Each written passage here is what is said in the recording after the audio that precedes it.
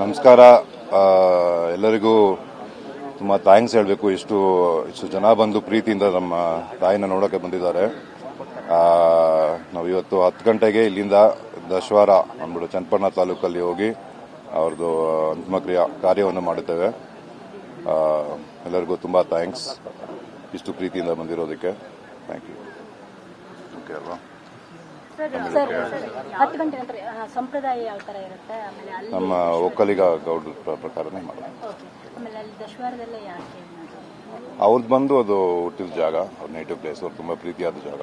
So ಅದಕ್ಕೆ ಅವ್ರ ತಾಯಿ ಕೂಡ ಅಲ್ಲೇನೆ ಇದಾಗಿರೋದು. ಸೊ ಅಲ್ಲೇ ಮಾಡಬೇಕು ಅಂತ ಒಂದು ಕಾರ್ಯಕ್ರಮದಲ್ಲಿ ಹೇಳಿದ್ರು ಮ್ಯಾಮ್, ಪತಿ ಪಕ್ಕದಲ್ಲಿ ಆಗಬೇಕಾಗಿತ್ತು. ಹೌದು, ಬಟ್ ಇವಾಗ ಅದು ನಮ್ದು ಇಲ್ಲಿ ಇದ್ದಿದ್ದ ತೋಟ ಬಂದು ಇವಾಗ ಡೆವಲಪ್ ಆಗಿ ಅಪಾರ್ಟ್ಮೆಂಟ್ ಆಗಿದೆ. ಸೊ ಅಲ್ಲಿ ತುಂಬ ಸ್ಥಳ ಸಾಲಲ್ಲ ಅದಕ್ಕೆ. ಸೊ ಅದಕ್ಕೋಸ್ಕರ ಇಲ್ಲೇ ಮಾಡ್ತೀವಿ. ಸೊ ಜಾಗ ಸರಿದೆ, ಜನ ಬರೋಕ್ಕೂ ಅನುಕೂಲ ಆಗಿರುತ್ತೆ ಅಂತ.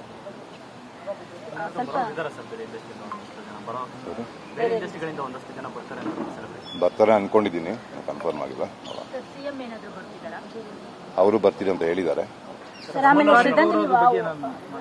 ಏನಿಲ್ಲ ಸರ್, ಅದೇ ಹೇಳಿದ್ದಾರೆ, ಈ ತರ ಪೊಲೀಸ್ ಗೌರವ ಕೊಡ್ತಾರೆ ಅಂತ ಅಲ್ಲಿ.